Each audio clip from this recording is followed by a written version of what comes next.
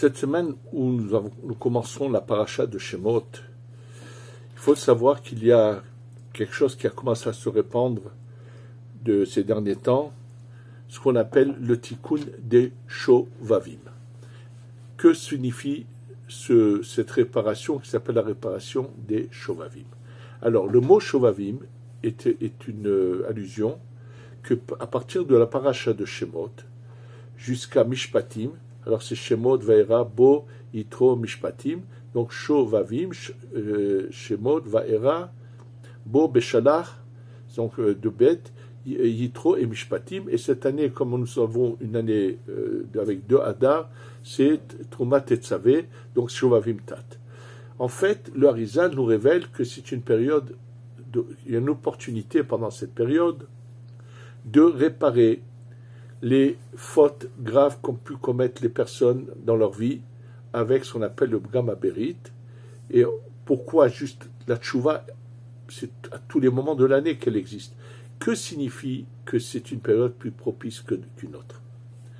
Alors d'abord, il faut savoir une chose de claire. Et ça, je vais vous le lire dans un livre du Ben Ishraï, que j'ai là devant moi, qui s'appelle Maïm Hayim, voilà un livre du Ben Ishraï. Et dans ce livre de Ben Ishraï, quand il parle qu'il faut faire Teshuvah, et il explique qu'en fait, sache une chose, il est clair, il le redit plusieurs fois, que la Teshuvah, le repentir, comment on peut effacer son passé. Il dit, sache qu'il faut l'essentiel. Ce qu'il faut, c'est d'appliquer ce qu'a écrit le Rambam. Alors le Rambam a écrit que la Teshuvah, c'est Aziva Tachet. Ça veut dire que la personne décide de manière définitive de ne plus fauter. Et pourquoi c'est ça, c'est la base de la Teshuvah, du repentir. Et c'est pour ça que je vous tiens à vous parler de ce que vous avez pu entendre, ces formes de réparation avec des jours de jeûne et que font en général chez les Mekoubalim. Et là, il y a une mise en garde. Avant de penser à faire ces réparations dont parlent les Mekoubalim, et d'abord, on va voir tout de suite les paroles du Ben Ishraï qui dit que ça, ce n'est qu'un rajout, mais que l'essentiel, c'est le Rambam. Et c'est très important de le révéler, de le dire à tout le monde. Il s'est passé une fois un événement où, dans des bureaux en France, les responsables voulaient participer à une sorte de réparation qui se faisait dans un endroit en Eretz Israël. Et il y avait parmi eux quelqu'un qui est malheureusement léger d'esprit. Il a fait tchouva entre-temps, Baruch Hashem. Mais à ce moment-là, c'était vraiment quelqu'un de léger d'esprit, qui d'ailleurs, sa légèreté d'esprit lui a coûté que sa femme, finalement, a voulu divorcer de lui, parce que c'était un homme qui n'avait pas de moralité, et qui allait voir ailleurs. Et quand il avait par hasard une fois entendu que dans ce lieu-là, on allait faire une réparation sur celui qui a eu une fois un accouplement avec une Goya, chose qui est très grave, alors lui, il s'est dit dans sa tête, il va aller faire ce qu'il veut. De toute façon, demain, le lendemain, il va envoyer une somme d'argent. Il pensait qu'avec ça, il va se faire réparer ses erreurs. Et ça, bien sûr, c'est faux et archi-faux. C'est pour ça que chez le Rambam, comme nous dit le Ben Ishraï, il le ramène dans ce livre donc, que je vous lis, il explique comme ça. Il dit, sache que l'essentiel de la Teshuvah, il dit, il dit, sache que l'essentiel de la Teshuvah, c'est uniquement ce qu'a dit le Rambam. Qu'est-ce qu'il a dit le Rambam? Aziva Tached. Le Rambam ne fait que ramener les paroles de la Gemara. Attention. Ensuite, vidouille. Vidouille, c'est de dire, voilà, je reconnais d'avoir fait ça et ça et ça et je regrette.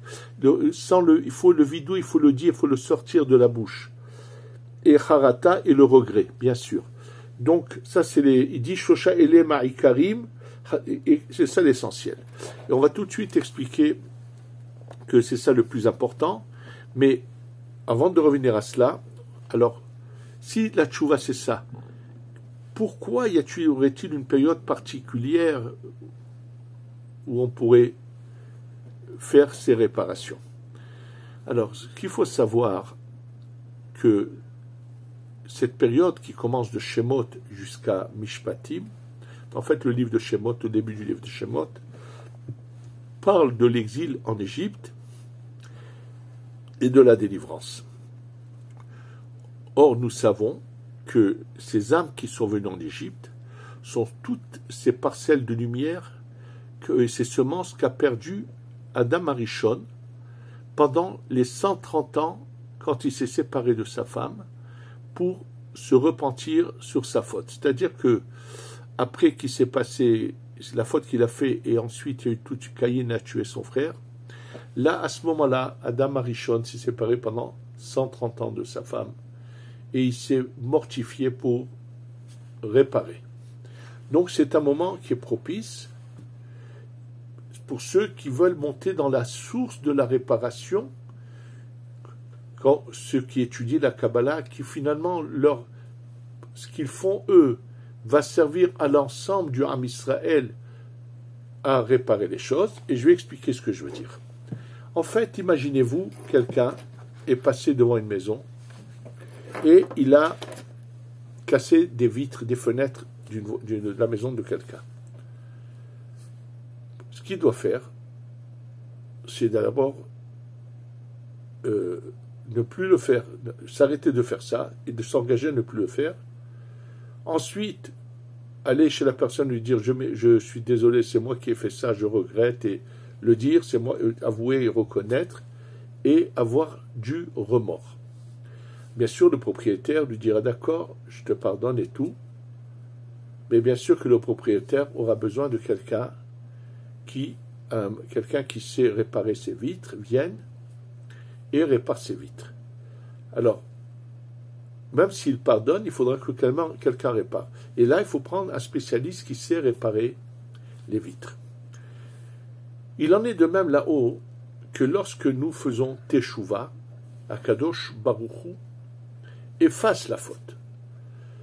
Simplement le fait que le peuple d'Israël ils sont unis les uns avec les autres. Alors, comme il y a toujours eu dans l'histoire de grands tzadikim, des grands mekoubalim comme le Harizal, qui savaient comment faire réparer toutes les fautes de l'âme de la personne. Donc celui qui a appliqué ce que le Rambam dit, automatiquement, ce qu'on fait même dans certaines générations des mekoubalim, vont être une sorte de réparation pour lui. Que lui veuille rajouter, on va le voir tout de suite, si oui ou non. Maintenant, je voudrais rajouter un point très important et pour expliquer en fait ce sujet de la Teshuvah. Il faut que vous sachiez que, comme le dit le Chida, la Gemara dans Masechet Yoma, dans le traité de Yoma, là-bas il est dit qu'il y a des fautes où il faudra attendre Kippour, il y en a d'autres où il faudra attendre que la Teshuvah, le repentir, n'aura eu son effet que le jour de sa mort, et ainsi de suite. C'est marqué Arba Hiluke Kapara. Il y en a que c'est le même jour, il y en a où il prend du temps. Et le Chida nous ramène. Sache que ce qui est dit dans la Gemara, qu'il y a des périodes et des temps à attendre pour la Teshuvah, c'est uniquement une Teshuvah qui a été faite par la crainte de la punition d'Hachem de Dieu. Celui qui fait Teshuvah pas par crainte, mais par amour, qu'un jour il réalise, mais comment j'ai pu offenser Akadosh Baruch Hu? Un jour il se rapproche d'Akadosh Baruch Hu, il a tellement d'amour vis-à-vis d'Akadosh Baruch Hu, et donc tellement de regrets des erreurs qu'il a pu faire, mais par amour, immédiatement cette Teshuvah est acceptée, tout est réparé immédiatement, sans attendre. Donc il est évident que c'est pour ça que pendant la période de Hoshana Kippour, il y a une sorte de don d'Akadosh Baruch Hu qui fait descendre une sorte de lumière que même la Teshuvah par crainte a plus d'effet que le reste de l'année. Mais toute l'année, celui qui fait Teshuvah mais Ahava, il est complètement c'est effacé, c'est pardonné. Alors, de quoi s'agit-il? De ce qu'on appelle les Shovavim. Et pourquoi chez les Mekoubalim, il y a des jours de jeûne et qui correspondent pour chaque faute un nombre de jours précisément. Pourquoi y a-t-il ce rajout? D'abord, avant de vous dire pourquoi il y a ce rajout, il faut que je continue à vous dire ce qu'écrit ici le Ben Ishraï, et il explique que même si tu as lu dans le texte du Harizal qu'il faut faire ça et ça et ça, il le dit, attention, sache que l'essentiel, c'est ce qu'a écrit le Rambam, et que le reste est juste un surplus, comme il explique avec deux exemples que je vais vous dire qu'il ramène ici. Voici les exemples que ramène le Ben Ishraï.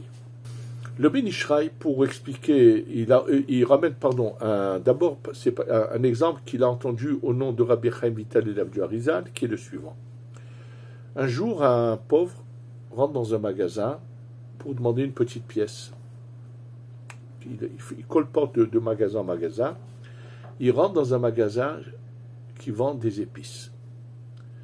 Et en attendant il demande de s'adresser au propriétaire du magasin, au patron, pour lui demander sa pièce, quelqu'un de très riche rentre et achète une épice. Il voit qu'il achète cette épice c'est pas tellement cher. Il va acheter une épice, un petit sachet, pour pas grand-chose, c'est pas si cher que ça. Alors il se met à dire quoi? C'est ça la nourriture des riches? Mais dans ce cas-là, moi aussi, je vais faire la même chose et j'aurai un repas comme chez les riches. Donc, après que le riche s'en aille, il lui dit au propriétaire, une fois qu'il lui a demandé la pièce, il lui dit « Tu pourrais me vendre l'épice que vient d'acheter le monsieur qui était là, le riche ?» Il dit « Bien sûr. » Alors, donne-moi la... Qu'est-ce qu'il fait le propriétaire? Il lui en donne même plus, comme il sait que c'est un pauvre, il lui donne un sachet avec plus de quantité qu'il a pour une pièce, pas grand-chose, il ne lui fait pas payer grand-chose, il lui donne en quantité. Ce monsieur rentre chez lui et il annonce à ses enfants, à sa famille, ce soir, on va voir le repas des riches. Maintenant, quel était le repas de ce pauvre? C'était une marmite avec de l'eau et un peu de légumes dedans pour une sorte de soupe, et ensuite il prenait le pain, il la mettait là-dedans, et il prenait le pain, après il mangeait leur pain qui était dans la soupe, il le mangeait, il prenait ce pain qui avait absorbé cette eau de soupe, il le mangeait, c'était ça leur repas. Qu'est-ce qu'il fait ce monsieur? Il prend le sachet d'épices qu'il a acheté, et hop, il le verse entièrement dans la marmite. Et quand on sert, quand chacun veut manger, impossible de manger, c'est une épice très forte, ça brûle la bouche, impossible de manger. C'est des pauvres malheureux, et là ils vont dormir presque sans avoir pris leur repas, puisque s'il y a quelqu'un de pauvre qui vit au jour le jour. Le lendemain, il retourne au magasin, il dit au propriétaire, sache que tu m'as fait, je te pardonne pas pour le mal que tu m'as fait, tu m'as roulé. Il dit, propriétaire, qu'est-ce que tu veux dire par ça? Mais qu'est-ce que je t'ai fait? Oui, tu m'as pas donné les pistes que tu as données aux riches, tu m'as donné autre chose, voilà ce qui s'est passé. Il lui dit, écoute bien, je suis désolé, mais tu sais pas de quoi tu parles. Sache que ce monsieur, à qui j'ai vendu cette épice, lui, à la maison, dans sa marmite, il y a de la viande, il y a beaucoup de légumes, il y a vraiment, c'est une grande... Il met un tout petit peu, l'essentiel, c'est eux, ce qu'ils vont manger, c'est cette viande et ces légumes et tout ce qu'ils ont là-dedans. Il met un peu d'épices pour améliorer le goût. D'ailleurs, moi, je t'en donnais même plus qu'en quantité que je le donnais à lui. Toi, tu as cru que c'est ça ce qu'ils mangent, c'est faux. Eux, ils mangent de la viande et des légumes et juste un peu d'épices dessus. Il dit, le Ben Ishraï, il ramène cet exemple, l'essentiel dans la tchouva, c'est ce qu'a écrit le Rambam. Les épices, c'est ce qu'aurait écrit le Harizal qu'on va expliquer. Et lui rajoute un exemple à lui. Il dit, imagine quelqu'un qui a du sang qui lui coule du nez et il a sali ses vêtements. Qu'est-ce qu'il devra faire en premier? D'abord arrêter l'écoulement du sang du nez. Une fois qu'il aura guéri son nez et qu'il n'aura plus de sang qui coule, il changera de vêtements. Mais s'il change de vêtements sans avoir arrêté le sang qui lui coule du nez, il va de nouveau salir ses vêtements. Et à quoi cela? Qu'est-ce que ça va faire? Donc, le Ben Ishraï nous explique cette base-là, que c'est ça la tchouva. Donc, sachez que la tchouva, à tout moment de la vie, dès qu'on comprend qu'on a mal agi dans son passé, on regrette, on fait le vidouille, et d'abord on arrête totalement de fauter, on ne faute plus. Ensuite, on fait le vidouille, c'est d'exprimer devant Dieu son regret. Et après, on a du regret, d'avouer à Dieu d'avoir fait cette bêtise, et après on a du regret. Ça, c'est la tchouva essentielle. Maintenant, on va expliquer pourquoi y a-t-il pour telle faute, il y a ça, pour telle faute, il y a ça. Pour le comprendre, je vais vous raconter un fait qui s'est passé ici à Yerushalayim, il y a pas mal d'années, avec le grand Mekoubal qui s'appelait Rabbi Shaul Douek HaKohen. Un jour, un vieux monsieur vient chez ce grand Mekoubal, Rabbi Shaul Douek HaKohen. Et ce monsieur, il sent qu'il n'est pas loin de la fin. Il a du remords d'avoir fait des erreurs, des bêtises dans sa vie. Il sait qu'il va devoir rendre des comptes après avoir quitté ce monde. Et il vient chez le Rav avec du regret, lui avouer, lui dit voilà quoi d'Arav. Il lui raconte des choses très graves qu'il a fait avec des femmes qui lui sont interdites. Et donc, maintenant, il a du remords, il sait qu'il va bientôt mourir, il voudrait réparer avant de partir de ce monde. Et quand il raconte ça à Rabbi Shaul Douek HaKohen, qui était un des plus grands Mekoubanim de sa génération, il y a à peu près 50-60 ans en arrière, ou un peu plus même, il voit Rabbi Shaul se mettre à pleurer, à pleurer, à pleurer. Il est surpris, choqué. Il dit, Kvodarav, moi j'ai fauté, toi tu pleures. Et Rabbi Shaul, dans ses pleurs, il lui dit, mais tu vois pas ce que tu as fait là-haut dans les mondes supérieurs, dans les noms de Dieu que tu as entachés, que ce que tu as fait. Tu sais pas ce que tu as fait là-haut. Il se met à pleurer.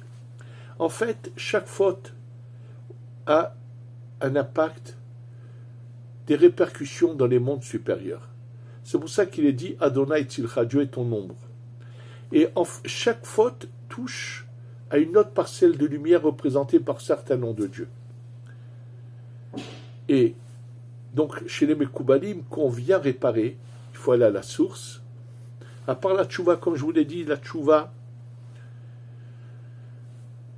Et ce qu'a écrit le Rambam, c'est ça l'essentiel. Maintenant, qu'est-ce que ça veut dire, donc, ces tikkunim de Shovavim? C'est ça qu'on va expliquer maintenant. En fait, le Harizal révèle chaque faute, quel est son impact, sur quel nom de Dieu ça a un effet. Et c'est pour ça qu'il faudrait jeûner ce nombre de jours et bien sûr avoir les pensées qu'il faut et comment remettre un peu les sphirotes qui ont été déplacées, qui ont eu des effets terribles, les remettre à leur place. Je vais vous donner un exemple. Celui que Dieu préserve, ça donne à l'homosexualité. Il faut qu'il sache qu'étant donné qu'un homme doit s'unir avec une femme, et cette femme, elle a un corps qui représente 10 sphères, et le bas de son corps a ce qu'on appelle le yesod, la sphira du yesod, dans la cavité dans laquelle le yesod de l'homme va pénétrer. Et c'est comme ça que ces sphirotes masculines et féminines s'unissent là-haut au moment où il y a un acte en bas.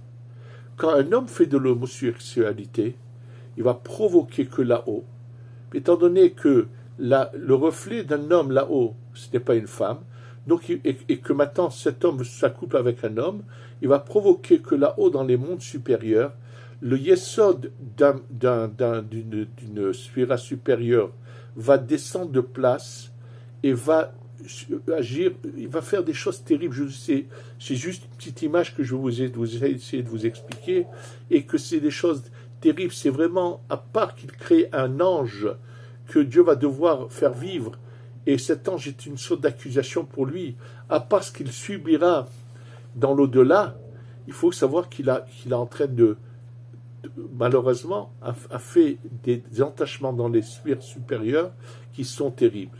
D'ailleurs, un jour, Rabbi Yehuda Aftaya, lorsqu'il parlait avec les diboukim qui rentraient dans les personnes, un jour, il lui arrivait à diminuer la période que cette âme qui avait fauté, on l'avait décrété après sa mort, qu'elle passe tant d'années à errer entre le ciel et la terre, ce qu'on appelle le kafakela, qui est la pire des souffrances, et pire que l'enfer, que le Guéhinam.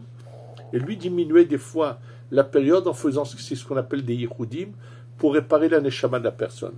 Et un jour, il dit à un dibouk, il dit, quand tu vas monter là au ciel, pose-leur 3 questions.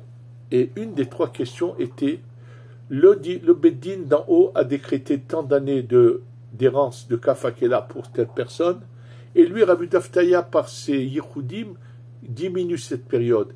Est-ce que le Beddin lui en veut ou à redire sur lui, est-ce qu'il agit mal?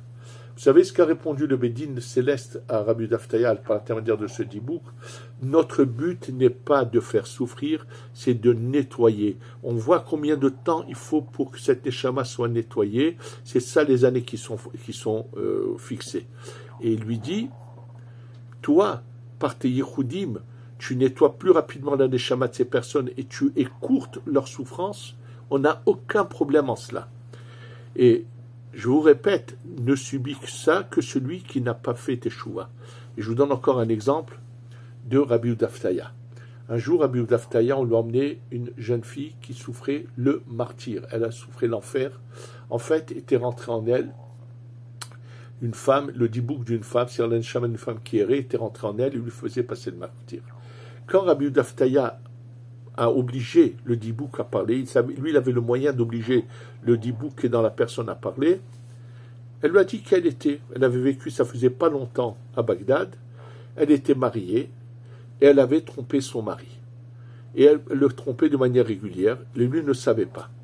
Et au ciel, lorsqu'elle a eu 40 ans à peu près, à l'âge de 40 ans environ, à la 100e fois qu'elle a trompé son mari, on a décidé là-haut, ça suffit. Normalement, elle aurait dû vivre beaucoup plus longtemps, mais comme son mari vit de manière interdite avec cette femme, parce qu'il ne sait pas qu'elle le trompe, donc là-haut au ciel, on a dit, ça suffit, et cette femme est partie de ce monde. Lorsqu'elle arrive là-haut, elle est partie sans avoir fait de teshuva.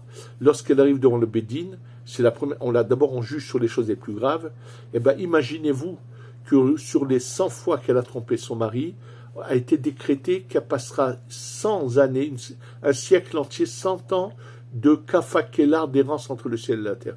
Finalement, comme Rabbi Daftaya l'a retrouvé, il a aidé sa neshama à écourter, ça faisait je ne sais pas combien d'années qu'elle avait déjà passé, et ainsi de suite. Donc la personne qui n'a pas fait de tchouva, donc vous voyez que ce qu'il faut, c'est réparer ces sphirotes qui ont été touchées, ces noms de Dieu qui ont été touchés.